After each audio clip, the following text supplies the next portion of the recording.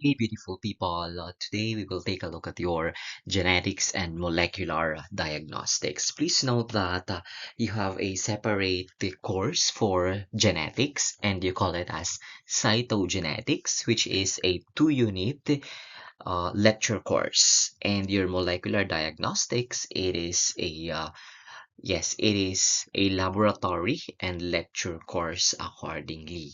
And please note that your molecular diagnostics or your molecular biology and diagnostics accordingly, it the prerequisite is cytogenetics. You need to pass cytogenetics before you can take molecular diagnostics. And please note that your genetics, that is the study of heredity. Of course, that is when you say heredity, you will study your genes in particular. And please note that, yes, your genetics here, it forms one of the central pillars of biology. Okay, so yes.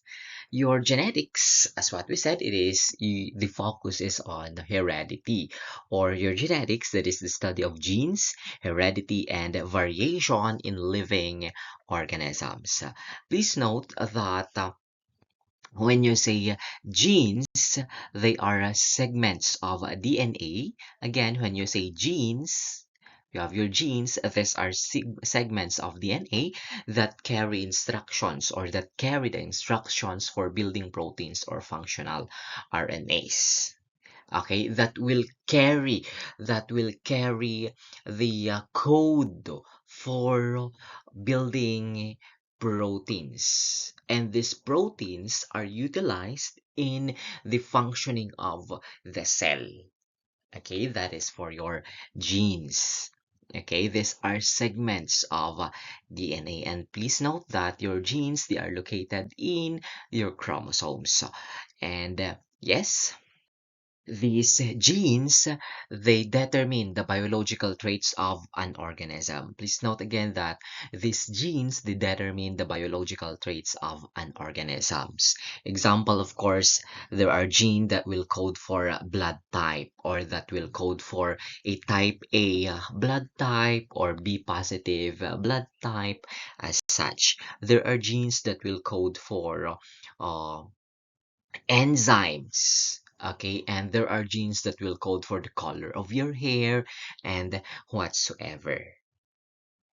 Okay, and also in genetics, you study also the structure of the genes. You also study the structure of the genes. Aside from that, the function of the genes, or what do they produce, okay, or what do they encode, or what are the products encoded by these genes, and of course, the expression, okay, the expression that is for your study of genes.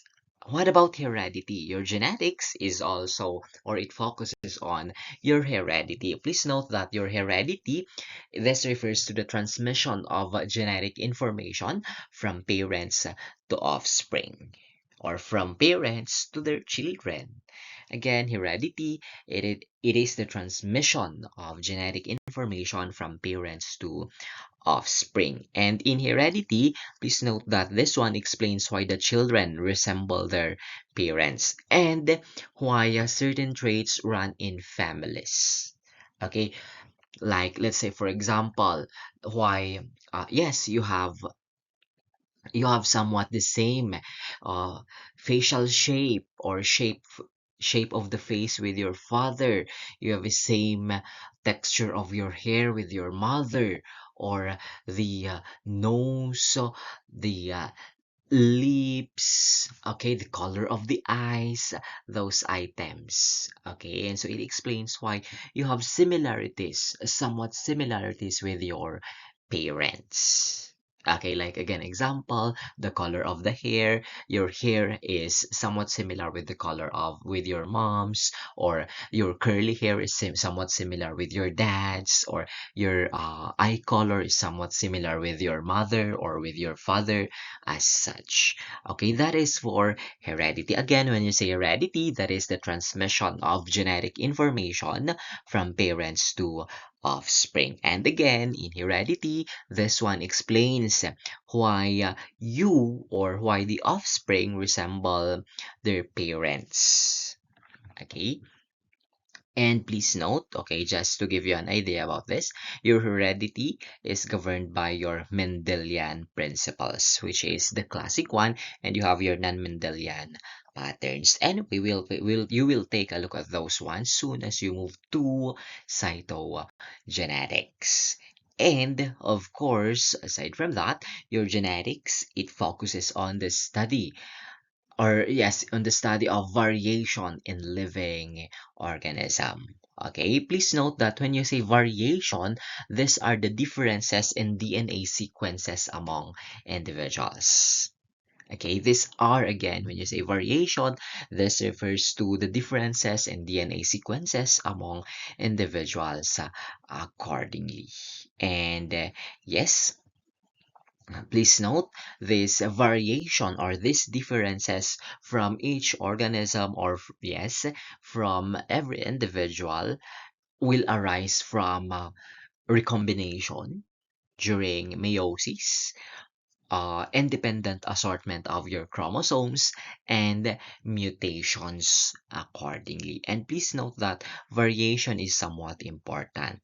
Variation is somewhat important because variation uh, drives evolution, and it influences phenotypic diversity. Phenotypic diversity, it somewhat influences diversity in the hair color, the eye color, the height of an individual, the skin color, somewhat. Okay, in variation, please note that this one in variation, it explains why somewhat you are not somewhat very similar with your parents. Okay, that is for variation. It explains why you do not have why you have a different hair color, you have a different hair color with your brother, or you have a different hair color with your sister, you have a different skin color with your sister. Okay, you have a fair skin while your sister is somewhat somewhat darker as such. Okay, that is for your genetics. All of these ones, genes, heredity, and variation, are actually covered by your genetics. So let's take a look at your deoxyribonucleic acid here. Please note that your genes, okay, your genes, they are sequence of DNA. They are short sequence of DNA. Anyway, your deoxyribonucleic acid here, this is your genetic material. Because again, I repeat, your genes, again, your genes, they are sequence of DNA or portions, okay, or short portions of the DNA. Short portions of your DNA. Anyhow, again, your DNA, that is your genetic material, and please note that the DNA is a long double-stranded molecule made of nucleotides. Your nucleotide, that is the building block of your nucleic acid. Okay? Or your deoxyribonucleic acid is made of nucleotides, or your nucleic acid, they are made of nucleotides. Nucleotides, you put individual nucleotides together to form deoxyribonucleic acid, or you put individual nucleotides together to form nucleic acid. Okay, anyhow, Your DNA, again, that is a long, please note, it is double-stranded. It is double-stranded because there is this RNA, there is your ribonucleic acid, which is single-stranded, Anyhow, your DNA is double-stranded and made of nucleotides. And please note, based on the model of Watson and Crick, it is a double helix. Okay, based on the model of Watson and Crick, your DNA is a double helix structure, or yeah, it's a helical structure. And what is the function of this one? Your DNA, it functions to store, or it stores the genetic information. It stores the genetic information. And please note, as for the location, your nucleotides, they are located in the your DNA. Again, your DNA, your deoxyribonucleic acid is found in the nucleus and a small amount in the mitochondria. Your DNA is found in the nucleus and a small amount in the mitochondria. So the main source or the main location of your DNA, of your deoxyribonucleic acid, is the nuclei or the nucleus of the cell. Okay? Again, your DNA, it is your genetic material. As what I said earlier, it stores genetic information. Aside from storing genetic information, your deoxyribonucleic acid encodes all the instructions. This DNA encodes all the instructions needed for growth, development, metabolism, and reproduction of the cell. Again, your DNA encodes all the instructions needed for growth, development, metabolism, and reproduction of the cell. And please note, the location is your deoxyribonucleic acid. The location of your DNA is the nuclei. That is the reason why your nucleus is called as the control center of the cell. Your nuclei is called as your control center of the cell due to the presence of your deoxyribonucleic acid. Because your DNA, your deoxyribonucleic acid, it encodes all the instructions needed for growth, needed for metabolism, needed for development and reproduction of the cell. Okay? If there is no what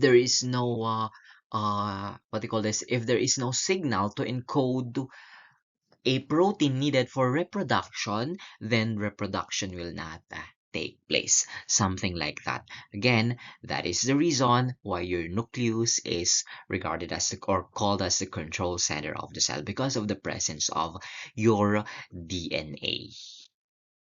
Okay, because of the presence of your DNA. Please note that your deoxyribonucleic acid is stable and it self-replicates and it is irritable. Yes.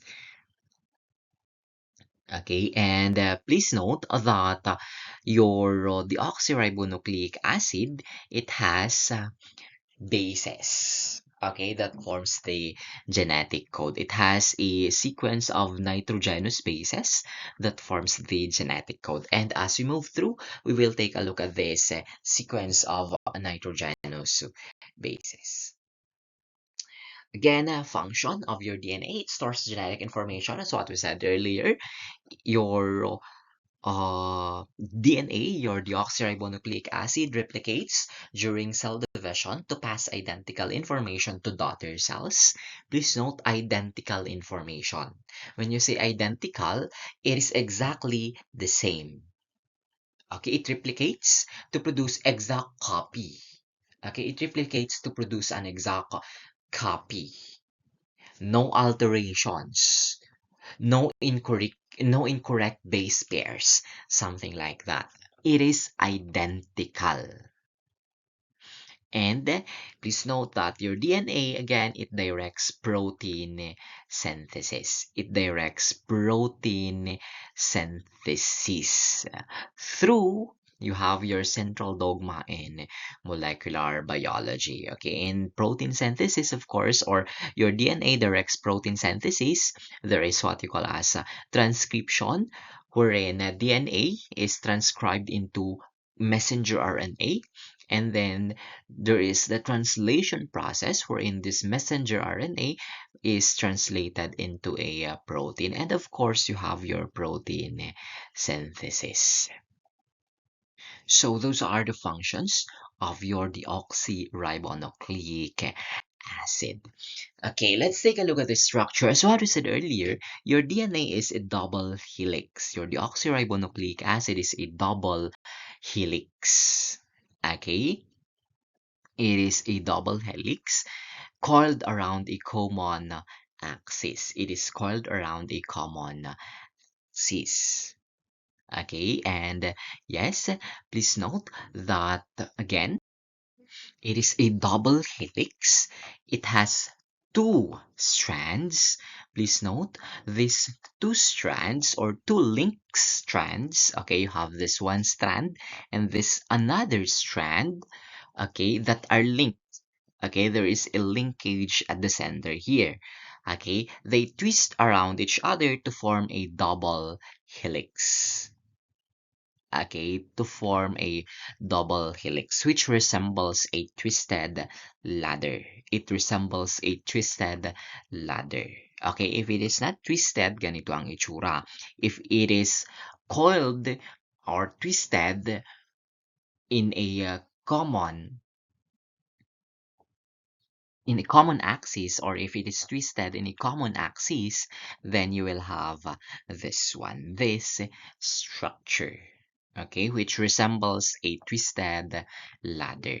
And please note that each strand of the DNA provides a template for the other that will enable accurate replication. Each strand again has, or it provides a template for the other strand that will enable accurate replication. Please note, as what we said earlier, your nucleotides, they are the building blocks of your nucleic acids. Okay, your ribonucleotides or deoxyribonucleotides, they are the building blocks of your DNA. And please note, these nucleotides, they are made of a 5-carbon sugar. Please note, your deoxyribose sugar is a 5-carbon sugar. When you say 5-carbon sugar, it is made of the sugar is made of 5 carbons. It has 5 carbons. Okay, it is a 5-carbon sugar, or it is otherwise called as pentose sugar. When you say pentose or penta, it is 5. Okay, pentose sugar, and that pentose sugar in deoxyribonucleic acid is deoxyribose. Okay, your phosphate group, and then again, components of your nucleotides, you have your deoxyribose sugar, and then you have your phosphate group and one nitrogenous base. One nitrogenous base. Please note that your deoxyribose sugar and your phosphate group, okay, your deoxyribose sugar and your phosphate group, they form the sides. Okay, they are located in this area. They are located in this area. Again, your deoxyribose sugar and your phosphate group, they are located in this area. They are found at the sides of the ladder. Please note at the sides of the ladder. And your nitrogenous bases, they are synonymous to the steps or to the rungs here, to the steps, okay, to the steps. Okay, they are synonymous to the steps. Okay, please note. Okay, and you have nitrogenous bases. You have actually in deoxyribonucleic acid, you have uh, adenine, thymine, guanine, and cytosine. You have adenine, thymine, guanine, and cytosine. Okay, as the nitrogenous bases. Anyway, please note that the nucleotides, they are joined via phosphodiester bond to form this sugar phosphate backbone. And your sugar phosphate backbone is this portion. Okay, your phosphodiester bond actually will combine the deoxyribose and the phosphate group. Okay, and this one, your nitrogenous bases, okay, they are joined together via hydrogen bonding. They are joined together via hydrogen bonding. Okay, again, they are joined together via hydrogen bonding. Okay, that is for your nucleotides. Again, your nucleotides, they are joined via phosphodiester bond to form the sugar phosphate backbone. And please, okay, your nitrogenous bases, you have actually two types of nitrogenous bases here. Pakisulat po. You have two types. You have your purine and pyrimidine bases. Your purine bases, they are the adenine and guanine. And your pyrimidine bases, they are cytosine and thymine. For your purine, okay, they are the adenine and guanine. And your pyrimidine, they are cytosine and thymine bases accordingly. And please note that these nitrogenous bases, they follow a strict complementarity. Okay, there is a base pairing which follows strict complementarity, wherein one purine will pair with one pyrimidine. One purine will pair with one pyrimidine. So in this case, please note, the pairing is adenine pairs with thymine and cytosine pairs with guanine. Again, in nitrogenous base pairing for deoxyribonucleic acid, your adenine pairs with thymine and your cytosine pairs with guanine. And please note, one purine should pair with one pyrimidine.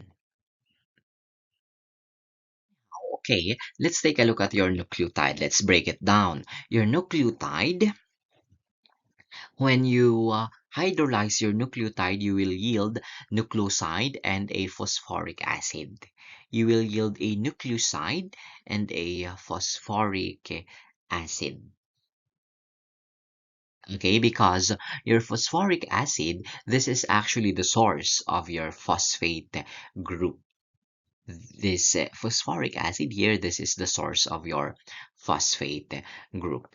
Anyway, again, when you hydrolyze or when you break down your nucleotides, you will produce nucleoside and phosphoric acid. And please note your nucleotide here, this is your building block of your nucleic acid. And your nucleoside, when you break it down, you will produce a sugar and a nitrogenous base. You will produce a sugar and a nitrogenous base. Your purine and pyrimidine bases here, these are nitrogenous bases. They are nitrogenous bases. Okay, you will produce a sugar.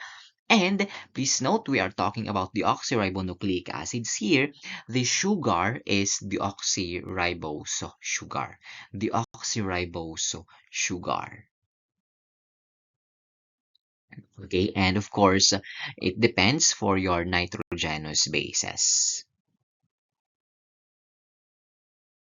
Okay, again, as for the structure of your DNA, you have your nitrogenous bases. As what we said earlier, you have a double helix or a helical structure. Okay, the ones at the side of the ladder, or yes, because your DNA is comparable to a ladder.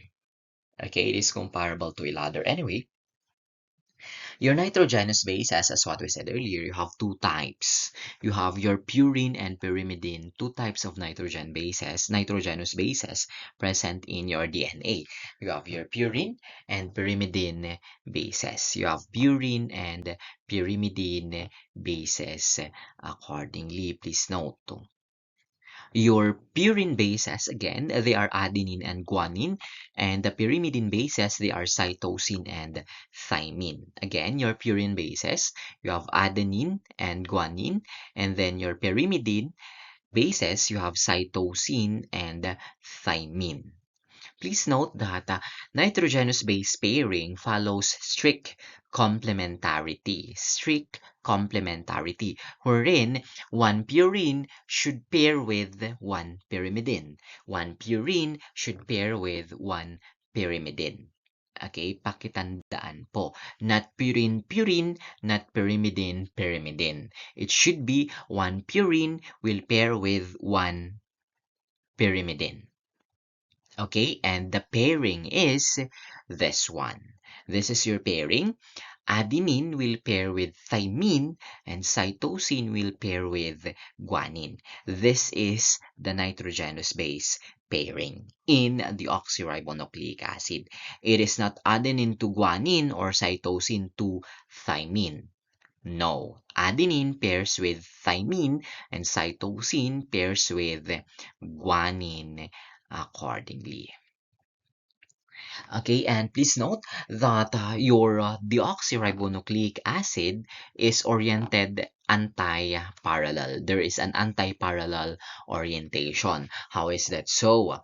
Your DNA strands, the two DNA strands, they run in opposite direction. Let's take a look at this structure of your DNA. This is a DNA. This is a twisted. This is your double helical DNA structure. Please note that this one is your sugar phosphate backbone, and inside this one, the steps or this ones, they are your nitrogenous bases. They are your nitrogenous bases. Let's take a look at this one. Please note you have here your 5-carbon sugar. You have a 5-carbon sugar here, and then you have the phosphate group. You have a 5-carbon sugar and a phosphate group, a 5-carbon sugar and a phosphate group. Please note that this is your sugar phosphate backbone. This is your sugar phosphate backbone.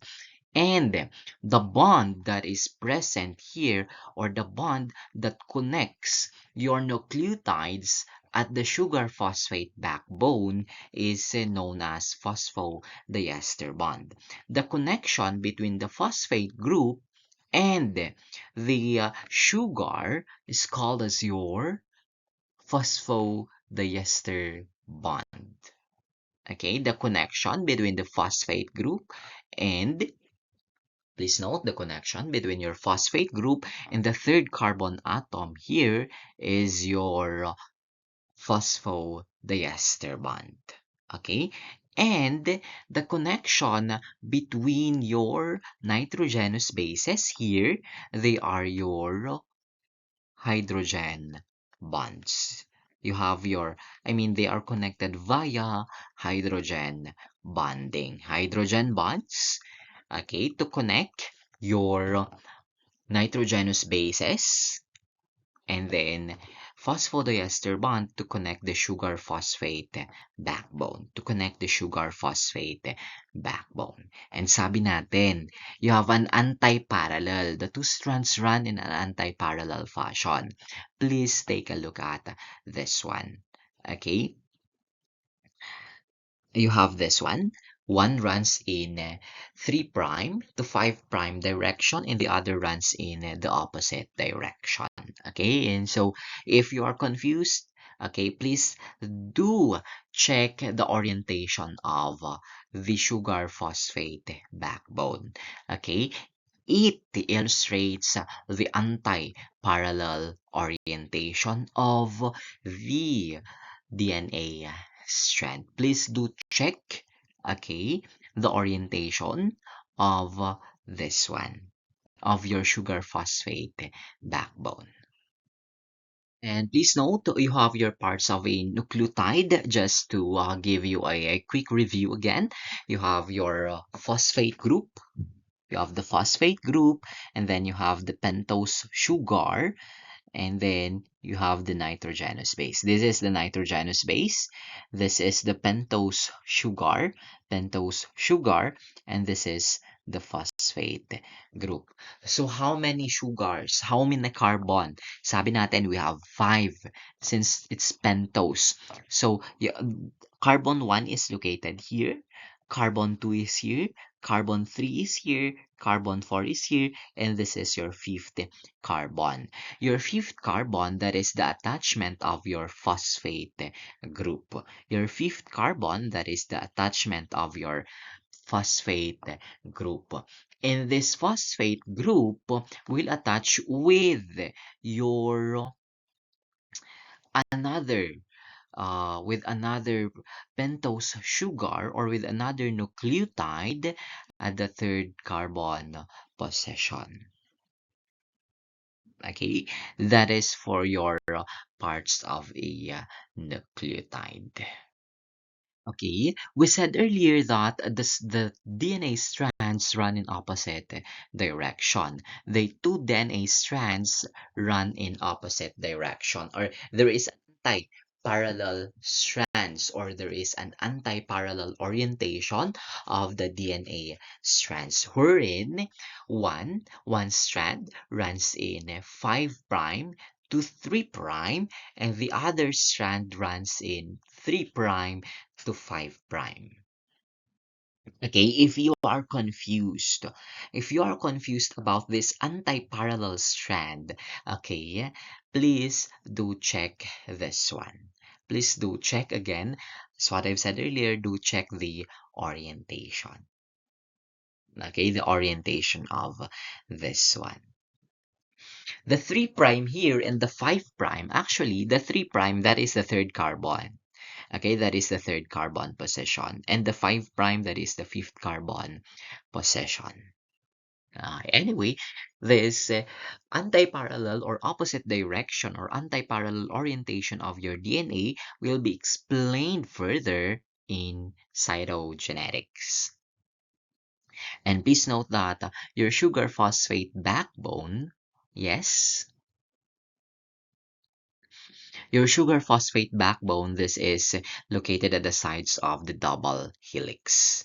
And again, they are formed by our alternating sugar and phosphate groups. And please note the bond that connects this, the bond that connects one nucleotide with another nucleotide at the backbone is your phosphodiester bond.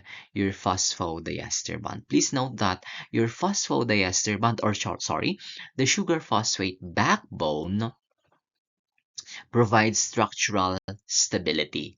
It provides structural stability and okay, it provides structural stability and somewhat will protect. Okay, it will protect your nitrogenous bases. It will protect your nitrogenous bases. Okay, your anti-parallel arrangement is important for replication and transcription. Your anti-parallel arrangement or your anti-parallel orientation of the DNA is important for replication, for DNA replication and transcription of the DNA. Okay, that is for your structure of the DNA. Okay, again, this one shows you your anti-parallel orientation of your DNA again. Okay, when you say 5 prime, okay, 5 prime because, okay, let's take a look at this one. This is first carbon, this is second carbon, this is third carbon, this is fourth carbon, and the attachment or the fifth carbon, that is the attachment of your phosphate group. Okay, so in this case, you have here, since anti-parallel, sabi niya, you have 1, 2, 3, 4, 5, 5 prime. Okay, this is your 5 prime, fifth carbon. Okay, and let's take a look at this area. You have 1, 2, 3. third carbon. That is why this one runs in 5 prime to 3 prime. Let's take a look at this one, at the other side. The other side. Okay, you have 1, 2, or let's say, let's start here. 1, 2, 3, 4, 5. That is the fifth carbon position, 5 prime. And let's take a look here. 1, 2, 3, 4, 5. This is the third, running in 5 prime to 3 prime direction. They are in an opposite orientation. Let's define some terms here. Let's define some terms. Please note that when you say gene, your gene, that is a specific DNA sequence that encodes a functional product. That functional product is either a protein or a functional messenger RNA. Again, your gene, that is the functional unit that encodes for a protein or that encodes for a messenger RNA. And please note again, your gene is a specific DNA sequence. Okay, a portion of the DNA. A portion of the DNA. And yes, you have your genome, that is the complete set of genetic material in an organism. Your genome, that is the complete set of genetic material in an organism. And please note, your human genome, it has approximately 3.2 billion base pairs. Again, it has approximately 3.2 billion base pairs and approximately 20,000 to 22,000 protein coding genes. 20,000 to 22,000 protein coding genes. And please note that this genome, they are organized into chromosomes. Okay, they are organized, or when you say your genes, or when you say chromosomes, they are tightly packed DNA, or they are tightly packed genes, something like that. Okay, just a quick trivia. Please note that in October 1990, the human genome was, I mean, the human genome was started in October 1990, and it was completed in April 2003. Again, it was completed in April 2003. But then, please note that 19 years later, a truly complete human genome sequence was finally generated, because the ones produced or sequenced, or the ones produced in 2003, it is accordingly essentially complete sequence. Okay, and in 22, the sequence was from telomere to telomere. Okay, it is already a truly complete set. You have your chromosomes. Please note, as what we said earlier, chromosomes, they are tightly packed DNA. They are tightly packed DNA. And please note, for a normal human being, we have, okay, for a normal human being, we have 46 chromosomes. 46 chromosomes, or 23 pairs. 46 in total, or 23 pairs. Okay, you have 22 autosomes, 22 pairs of autosomal chromosomes, and 2 sex chromosomes, or one pair of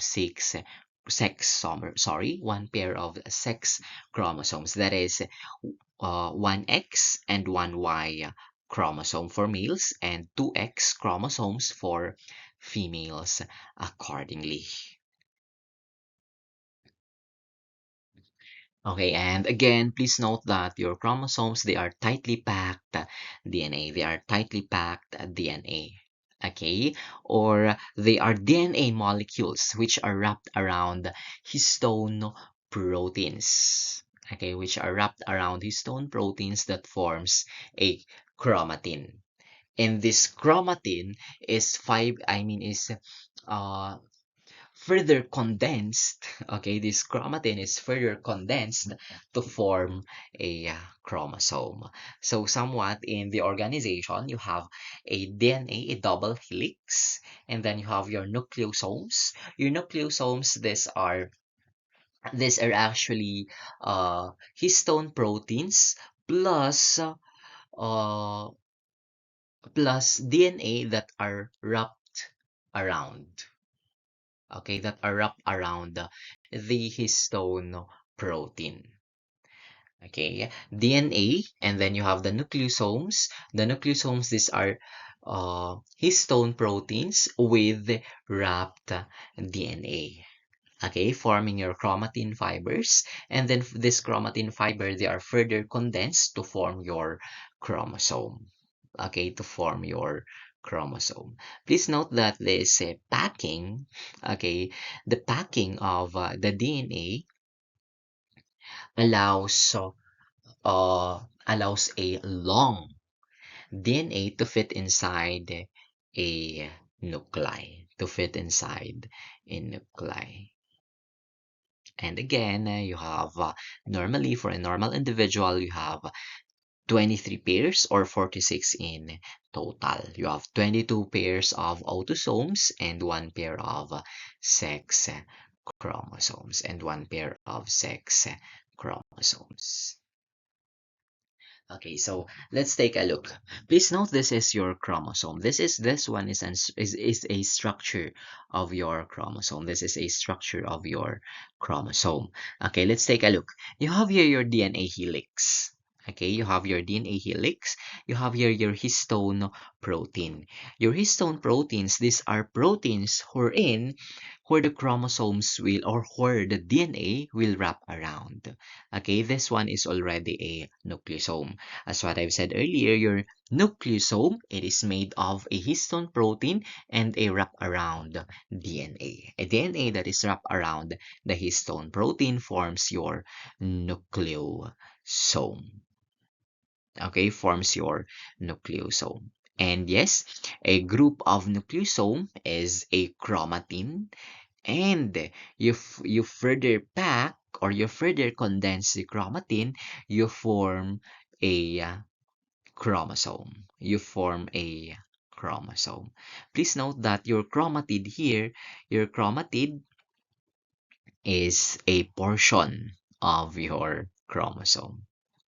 Okay, and your centromere, that is actually the center of your chromosome. Okay, that is for the packing. Okay, this is a structure of your chromosome. And for a normal individual, you have at least 46 or 23 pairs, 22 autosomes, 22 pairs of autosomes, and one pair of sex chromosome. Okay, again, another one that shows you your DNA that is coiled to form your nucleus, to form a nucleosome, to form a chromatin, and then to form a chromosome, to form a chromosome. Okay, because in cytogenetics, you will also learn about the central dogma of molecular biology. I already introduced this one earlier. Okay, your central dogma of molecular biology, this is the DNA is converted or transcribed into a messenger RNA or into an RNA, and then the RNA is translated into a protein. Please note that there is a replication and then transcription and translation processes in your central dogma of molecular biology. And this one is the basis of gene expression. Your central dogma of molecular biology is the basis of gene expression, or this is the flow actually of your genetic information. This is the flow of your genetic information accordingly from DNA going to RNA and then producing a functional protein. Okay, in replication, the DNA makes an exact copy of itself. The DNA makes an exact copy of itself. And please note that your replication phase happens during the S phase of the cell cycle, or it takes place during the synthesis phase of the cell cycle. Okay, I suppose you are familiar with that. You already did have your anatomy and physiology. And yes, your replication here ensures genetic continuity between cell generation. It ensures genetic continuity between cell generations. And then you have transcription. Your transcription, the DNA is converted into RNA, into a messenger RNA. The DNA is converted into a messenger RNA. And then this messenger RNA, okay, this messenger RNA is decoded. Okay, it is decoded to synthesize proteins. It is decoded to synthesize proteins. It is decoded to synthesize proteins. Please note that DNA replication and transcription takes place inside the nuclei. Again, DNA replication and transcription takes place inside the nuclei, and your translation process happens in the cytoplasm, or it takes place in the ribosomes. It takes place in the ribosomes. Okay, your translation again, the messenger RNA is decoded to synthesize proteins. And please note the translation process occurs in the cytoplasm, particularly in the ribosomes. In the ribosomes.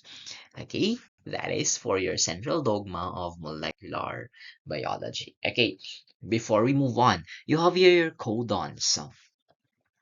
Please note your codons, these are sequence of 3 nucleotides in the messenger RNA. Please note in during the translation process, okay, you will encounter codons. During the translation process, again, during the translation process, you will encounter codons. And these codons, they are sequence of 3 nucleotides in messenger RNA. Sequence of 3 nucleotides in messenger RNA.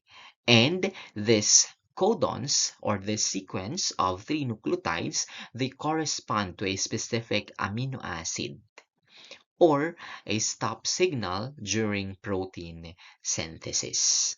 Okay, again, this codons corresponds to a specific amino acid or a stop signal during the protein synthesis or during the translation process. Or during, yes, during the protein synthesis. Okay,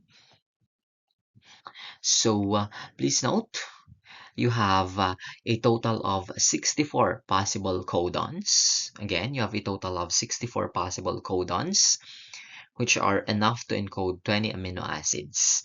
Okay, so you have your types of codons here. You have your start codon. Please note you only have one. You only have one start codon, which is adenine, uracil, and guanine. AUG. Please note it is an RNA. It is an RNA. Okay? There is no thymine. You have uracil. In RNA, there is no thymine. The thymine is replaced by uracil. Okay? So you have here your start codon. You only have one start codon, which is your AUG, which codes for methionine. Adenine, uracil, and guanine, okay, which codes for methionine. Please note of the sequence ha. Please note of the sequence. AUG. Hindi po siya pwedeng baguhin because if ginawa mo siyang GUA, then it will code for another protein. Please note, it is a sequence. Sequence. Anyway, then you have stop codons. You have your stop codons.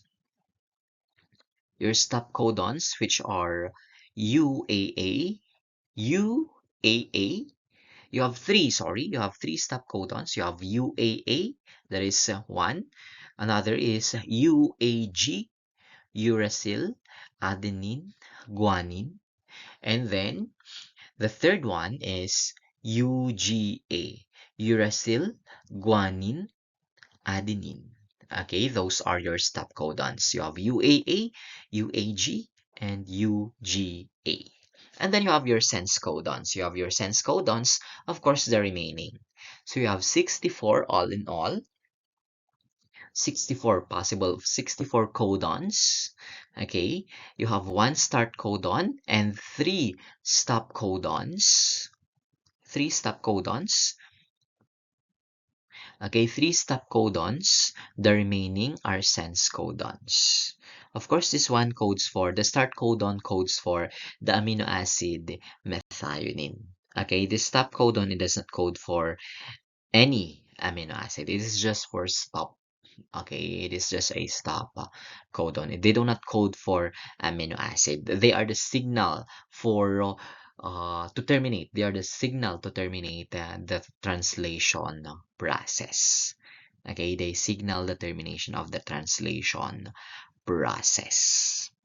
Okay, and then you have your sense codons like your UUC, which codes for phenylalanine, and the rest. Again, when you say what you call these sense codons, they are the amino acids, or they are the 61 codons that specify for amino. Okay, so you have your different codons. You have your different codons. Please note that your codons, they are located in the messenger RNA. They are located in the messenger RNA, not in DNA. Okay, so you have here your UUU, your uracil. That is, it codes for phenylalanine. Okay, your CCC, it codes for proline. Okay, please note that you have one codon that codes for methionine, or yes, you have one codon that specifies methionine. Okay, there is only one codon that specifies for methionine, as well as one codon that specifies for tryptophan. You have one codon that specifies for tryptophan. Please note, you only have one codon that specifies for tryptophan and one codon that specifies for methionine, or that codes for methionine. Okay, the rest, you have more than one. Okay, you have three stop codons. You have your UAA, UAG, and UGA. Okay, please note that your genetic code, yes, your genetic code, there are many amino acids which are encoded by more than one codon. Okay, they are degenerate. The genetic code is degenerate. Okay, the genetic code, please note, is degenerate, which means that the genetic code, or there are many amino acids which are encoded by more than one codon, except for two. You have your methionine and tryptophan, which is encoded by one. Okay, one each. One for UGG, one for tryptophan, and one for methionine. And yes, the codons are universal. Okay, the genetic code, or yes, the genetic code is universal across all organisms. It is universal across all organisms. You have the same. Okay, you have the same codons across all organisms. You have same you have the same codon in bacteria, same in plants, as such. Okay, that is for your genetic code. Okay, you have your genetic variation. Your genetic variation, this one is it refers to the natural differences or to the differences in DNA sequences among individuals within a population. And please note that these differences or this variation contributes to the unique physical characteristic traits of an individual. Okay, aside from that, it contributes to disease susceptibility, drug response, and overall biodiversity among the population. And please note that, as what I've said earlier, okay, during our intro, when I introduced this one, your variation, this one is essential for evolution. Okay, so your genetic variation may arise from recombination. Okay, recombination of genes. Okay, recombination of genes during production. During, yes. Okay, recombination during meiosis. Okay, or the crossing over during meiosis. Okay, and so there is this crossing over that takes place during meiosis, wherein homologous chromosomes exchange DNA segments, okay, causing genetic variation. Okay, this recombination will provide or will produce new combination of alleles that are not found in either parent. And then you have independent assortment that this one will also cause or will yes will cause genetic variation. In independent assortment, there is a random distribution of there is a random distribution of maternal and paternal chromosomes during meiosis also. And each gamete receives a unique combination of chromosomes. And mutation may cause genetic variation. Okay, mutation may cause genetic variation.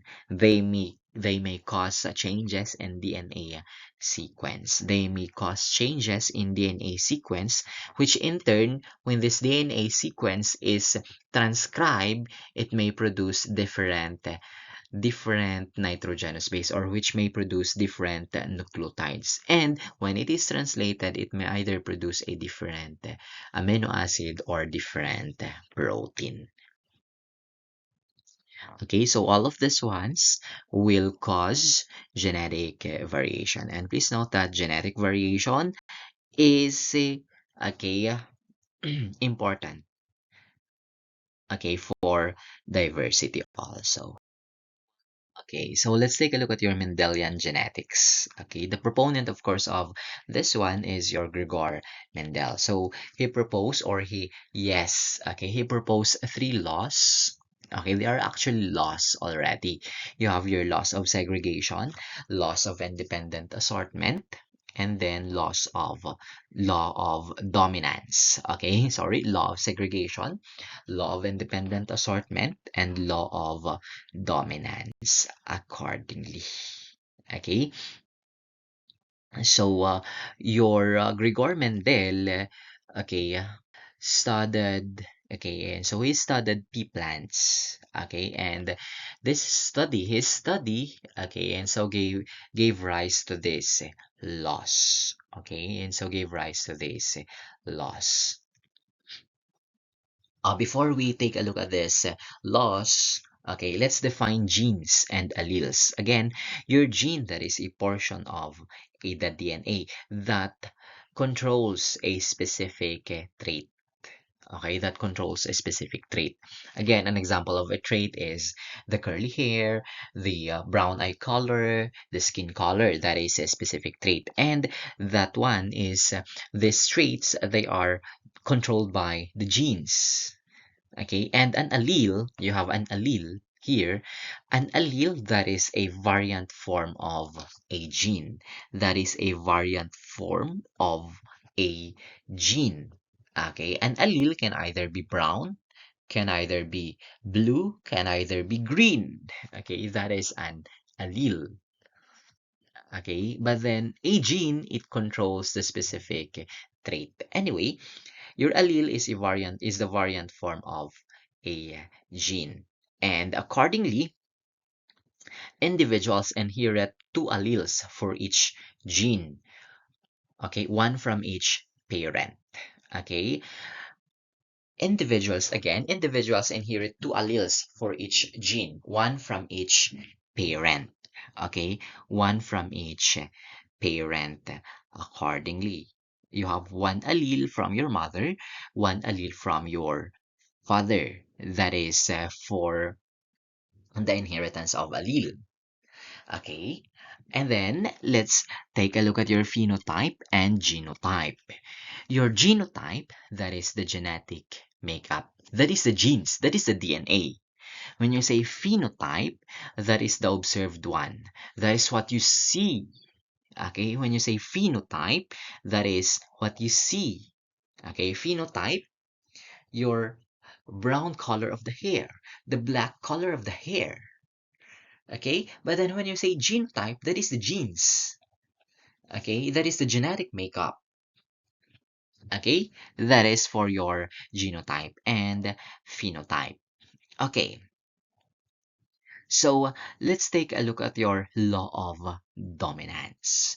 You have your law of dominance. Please note that an individual an individual inherits two alleles for each gene, one from each parent, one from mother, one from the father.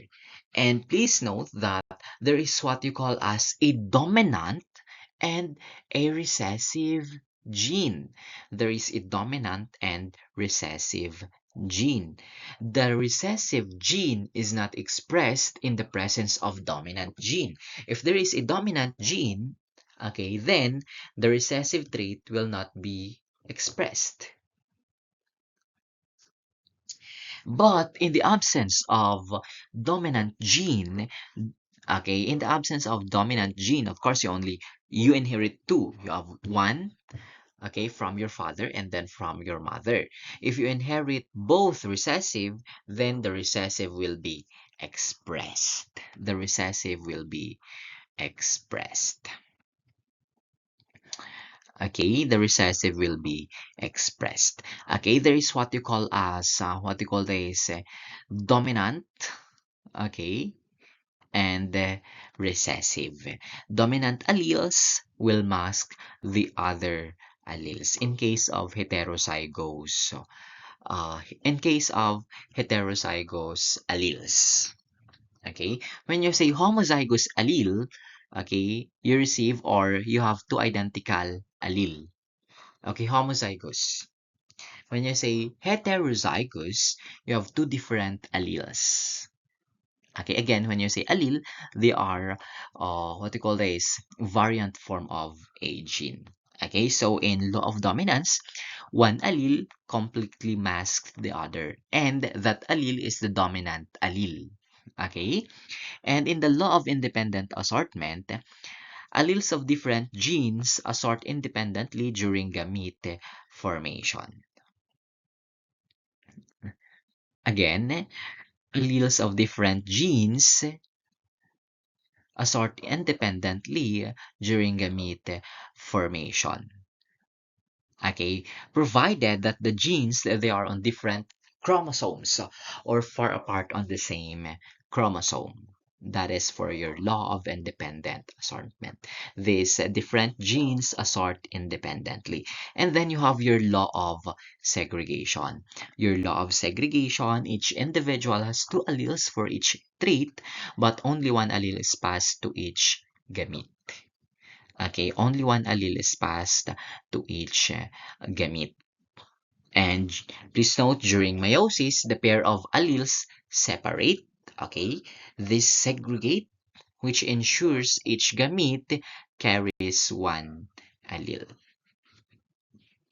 Okay, that is for your Mendelian genetics. Of course, this Mendelian genetics will be explained further in your genetics and molecular diagnostics as you go.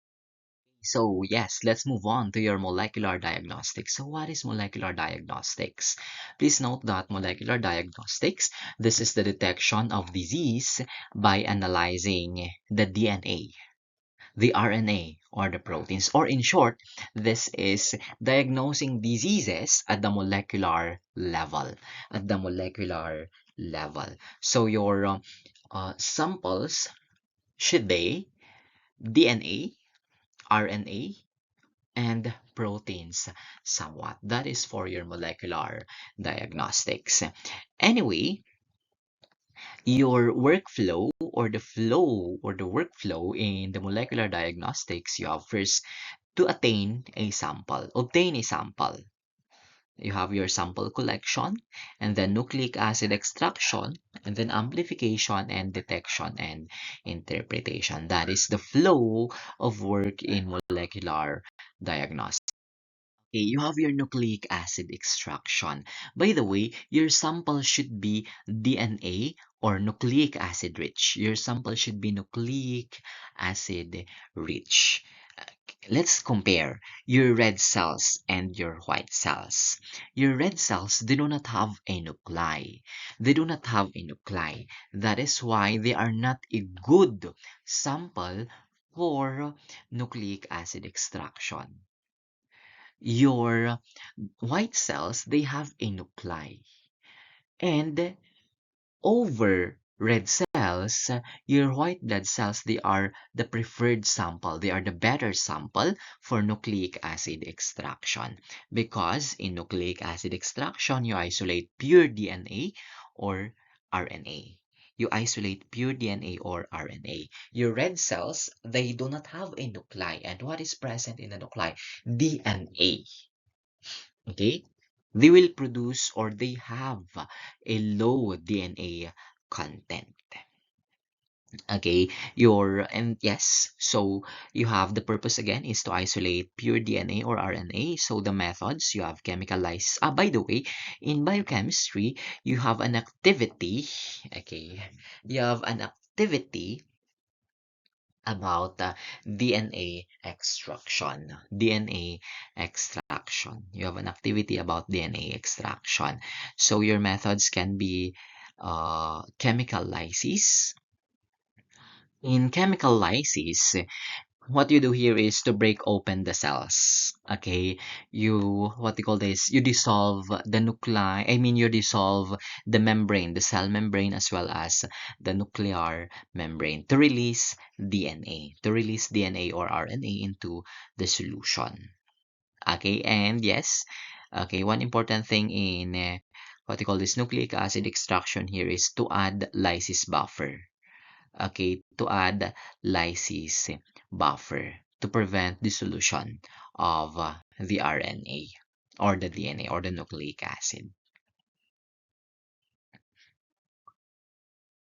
And then you have your polymerase chain reaction after what they call this, after extracting or isolating pure DNA, you do your PCR, your polymerase chain reaction. In PCR, you amplify specific DNA sequences. Okay, you amplify specific DNA sequences.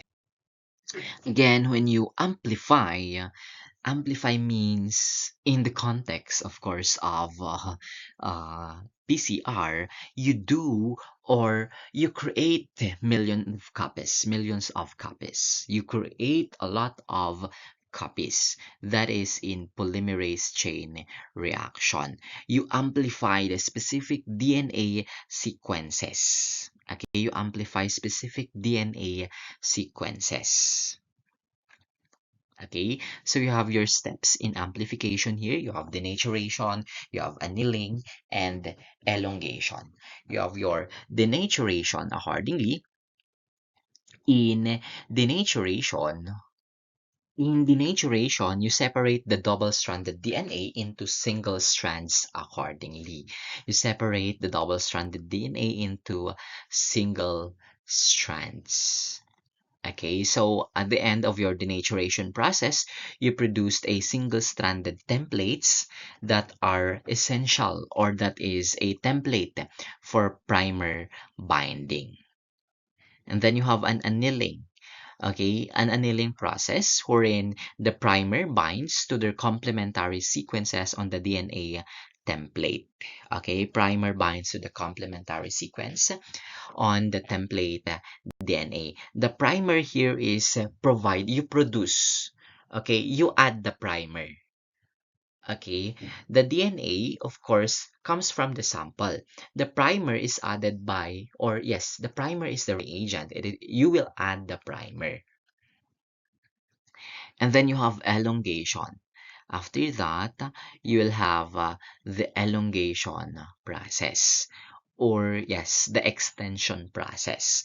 Your DNA polymerase will synthesize new DNA strands starting from the primer. Okay, starting from the primer. Okay, so yes, what are your primers here? Okay, yes, the primer will be provided by the manufacturer. And then the elongation process, of course, you have your Taq polymerase. Okay, you have Taq polymerase here. And of course, you have your detection of your product. Okay, detection of the product. In detection of the product, you can either make use of gel electrophoresis, okay, or other methods, okay, or yes, you have gel electrophoresis, fluorescent detection, or others. Okay, please note that this is actually the process that you will do in the molecular diagnostics laboratory. Okay, when you will take molecular biology, MolBio. You will do this one in the MolBio lab sa B507. Okay, at B507. Soon, if you will enroll in molecular diagnostics course. Okay, sa curriculum ninyo. Okay, this is the process that you will do. Detection of the products. Usually, what you do is gel electrophoresis. Electrophoresis. You do your agarose gel electrophoresis. Okay, yes, you have your real-time PCR, your RT-PCR, or yes, your real-time PCR here identifies or quantifies DNA in real time, meaning it's real-time mabilis. Okay, okay, it's fast actually. And then reverse transcription PCR. Okay, these are actually methods employed in the molecular diagnostics laboratory. Your reverse transcription PCR converts RNA to DNA, which are essential actually for RNA viruses. Okay, and so this is utilized in gene expression profiling. Okay, that is, these are DNA sequencing. These are methods employed in the molecular diagnostics laboratory. So let's take a look at the importance of molecular diagnostics. Okay, importance of molecular diagnostics. Please note that your molecular diagnostics is utilized to detect pathogens directly from samples, and accordingly, it is faster than culture and sensitivity.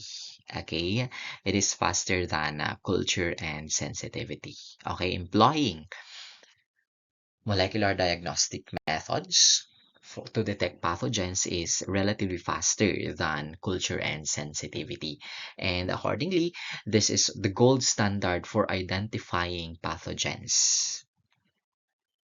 Your molecular diagnostics, accordingly, this is the gold standard for identifying pathogens. Why?